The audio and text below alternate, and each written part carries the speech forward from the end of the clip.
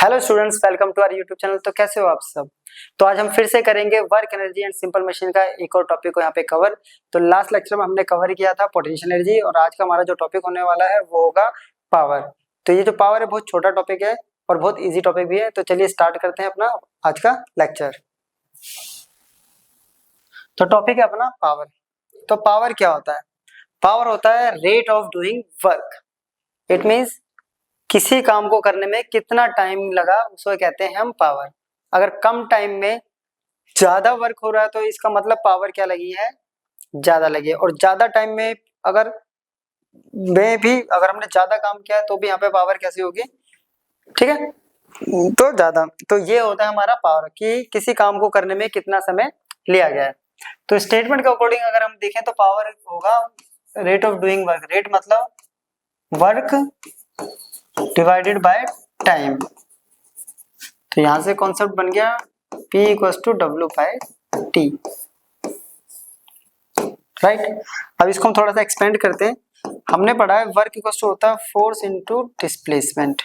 नीचे time as it is, ठीक है, वर्क को लिख दिया और इसको हम ऐसे लिख सकते हैं एस अपॉन में T और डिस्प्लेसमेंट अपॉन में टाइम होता है वेलोसिटी। तो पावर इक्वल्स टू क्या हो गया यहाँ से F इंटू V। तो फोर्स इंटू वेलोसिटी भी होता है पावर, ठीक है। ऐसा यूनिट की बात करें तो पावर की ऐसा यूनिट होती है वॉट, कैपिटल W से करते हैं इसको डिनोट। और इसकी एक और यूनिट होती है उसे कहते हैं हम इंजीनियरिंग यूनिट, जो इंजीनियरिंग पर्पसेस के लिए यूज होती है, जो गाड़ियों में यूज होती है। गाड़ियों में यूज होती है, पानी भरने वाले पंप जो मोटर होते हैं उनमें यूज होती है। ये होती है अपने पास हॉर्स पावर, जिसको हम लिखते हैं HP। और 1 हॉर्स पावर जो होती है वो इक्वल टू होती है 746 वोल्ट। तो हॉर्स पावर का मतलब होता है कि एक घोड़ा जो है किसी सामान से भरा हुआ कोई भी चीज है उसको जब खींचेगा तो उसको कितना खींचता है, खींच के लेके जाता है, तो वो इतनी पावर उस पर लगाता है। तो 1 हॉर्स पावर इक्वल टू होती है 746 वॉट। क्लियर? तो ये था पावर का छोटा सा कॉन्सेप्ट, ठीक है। बहुत बड़ा कॉन्सेप्ट है नहीं पावर का, छोटा सा कॉन्सेप्ट है। अब आता है ऐसा यूनिट वॉट है, तो इसकी 1 वॉट को हम डिफाइन करेंगे। तो जैसे कि फॉर्मूला पता है पावर इक्वल टू होता है वर्क अपॉन टाइम। तो वही जब भी किसी भी यूनिट को क्वांटिटी को उसकी 1 यूनिट से डिफाइन करना होता है तो उस फॉर्मूले में जितनी भी क्वांटिटी है सबको क्या करेंगे, उनकी 1 यूनिट लिख देंगे। तो ये हो गया 1 वॉट, वर्क हो जाएगा 1 जूल, टाइम हो जाएगा 1 second, right? A body is said to have 1 watt of power if it can perform 1 joule of work in 1 second। अगर कोई बॉडी 1 जूल काम को करने में 1 सेकंड लगाती है तो इट मीन्स उसकी पावर कितनी है?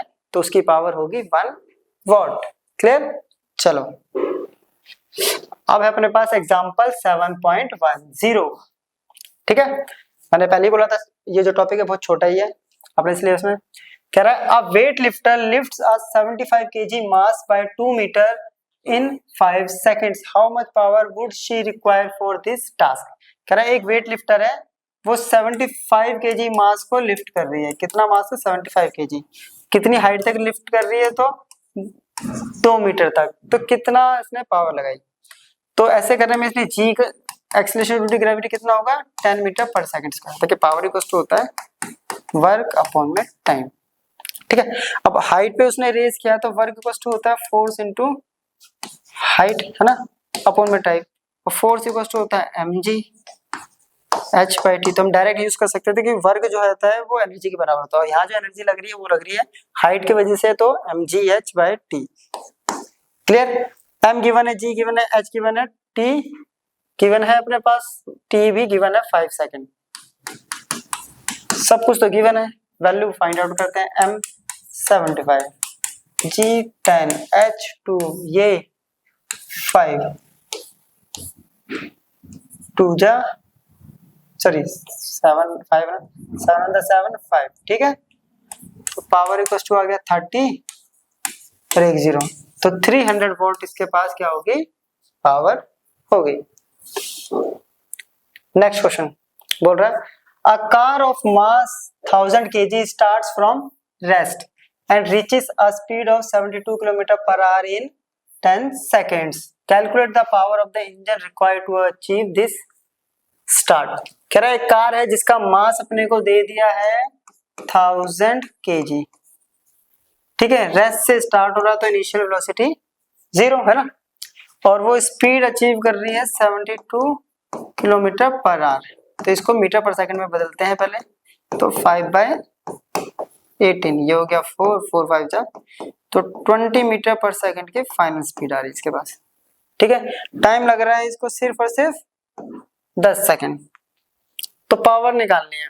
अब पावर कैसे निकालेंगे, देखिए पावर इक्वल्स टू होता है वर्क अपॉन टाइम। तो सबसे पहले अपने को वर्क निकालना पड़ेगा, तो वर्क के लिए हम यूज करेंगे work energy theorem.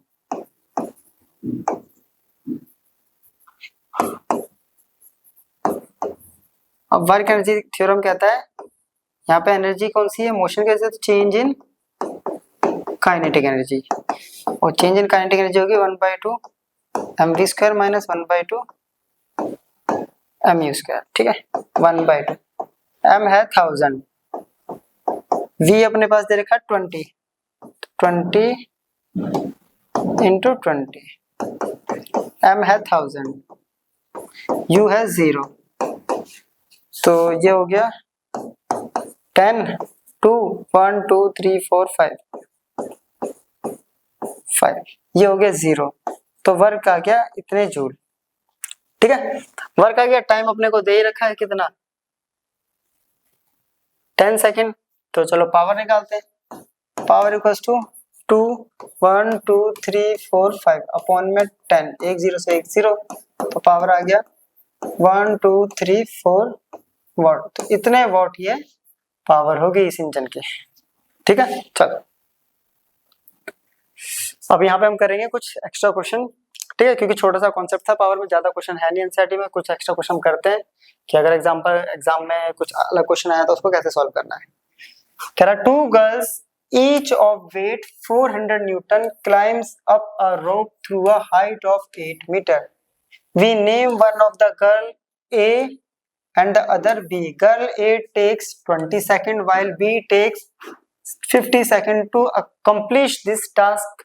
What is the power expended by each girl? कह रहा 2 गर्ल हैं, दोनों का वेट मतलब W इक्वल टू होता है mg, दोनों का वेट है 400 न्यूटन है ना, W इक्वल टू होता है mg, weight equal to mg होता है, ये अपने को गिवन है 400 न्यूटन, और दोनों को कितने हाइट तक इनको चढ़ना है, क्लाइंब करना है, तो 8 मीटर तक। गर्ल ए टाइम ले रही है, गर्ल ए ने टाइम लिया है 20 सेकंड, तो इसका पावर निकालेंगे, power equal to work upon time, और वर्क इक्वल टू हो गया mgh/t। चलो तो पावर ऑफ ये हो गया गर्ल ए, m कितना है, mg कितना है, mg देखो mg अपने को डायरेक्ट दे रखा है 400, h है 8, टाइम है 20, ये आ गया 160 वॉट। तो गर्ल ए के पास पावर हुई, तो गर्ल ए के ने कितनी पावर यूज करी है 160 वॉट। अब यूज हम करेंगे गर्ल बी के लिए सॉल्व, इसने टाइम लिया 50 सेकेंड, चलो फिर से पावर वही mgh/t, चलो पावर ऑफ बी, mg है 400, h है 8 और ये है 8, तो b की पावर कितनी होगी 8 64 वॉट, तो पावर ऑफ b हो गया 64 वॉट। क्लियर, तो a ने पावर कितनी एक्सपेंड करी 160 वॉट और b ने करी 64, तो ज्यादा किसने करी a ने। क्लियर यहां तक, चलो नेक्स्ट है a boy of mass 50 kg runs up a staircase of 45 steps in 9 seconds. If the height of each step is 15 centimeter, find his power. Take g equals to 10 meter per second. एक boy है, उसका मास दे दिया आपने को, चलो वो 45 staircase मतलब 45 सीढ़ियां चढ़ रहा है 9 सेकंड में, और हर स्टेप हर सीढ़ी की हाइट है 15, तो टोटल हाइट कितनी होगी 15 सेंटीमीटर एक की, 45 सीढ़ियां हैं और ये सेंटीमीटर में, तो इसको मीटर में कर दिया, इतनी हाइट होगी। जबकि जी की वैल्यू अपने को दे दी है 10 मीटर, तो इसके लिए अपने को पावर निकालना, तो पावर इक्वल टू हो गया वर्क अपॉन टाइम, और वर्क हो गया एम जी एच और अपॉन में टी। एम गिवन है, जी गिवन है, एच गिवन है, टी गिवन है। चलो एम 50, जी 10, एच 15 अपॉन में 100 इंटू, और टाइम कितना गिवन है 9 सेकेंड। चलो 1 2 5 5 5 जा 25, 25 इंटू 15 क्या गया 375 वोल्ट।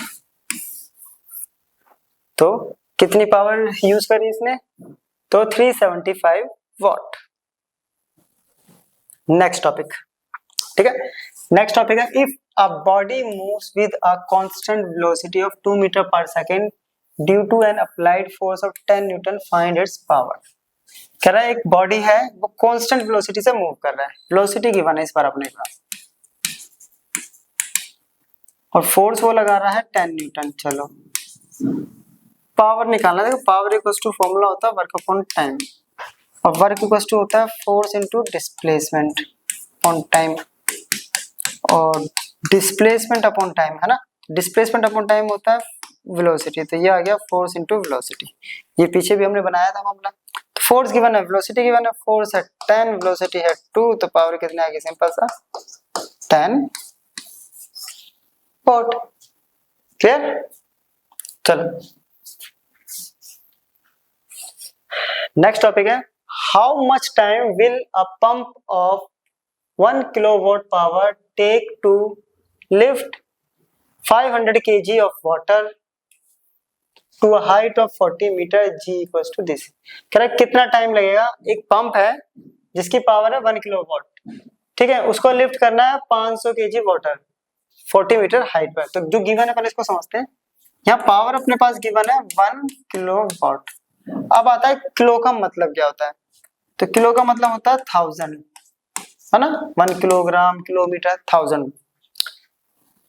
मास है अपने पास 500 kg, हाइट है अपने पास 40 मीटर, जी है अपने पास 10 मीटर पर, तो पावर इक्वल हो गया वर्क अपॉन टाइम, और वर्क इक्वल हो गया एम जी एच अपॉन में टाइम।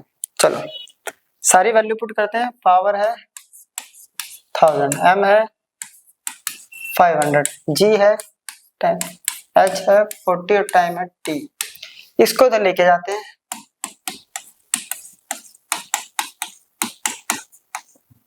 और इसको नीचे लेकर आते हैं। 1 2 3, 1 2 और 3, कितना गया 5 4 जा 20। टाइम कितना लगेगा 200 सेकंड, तो इसको टाइम लगा 200 सेकंड।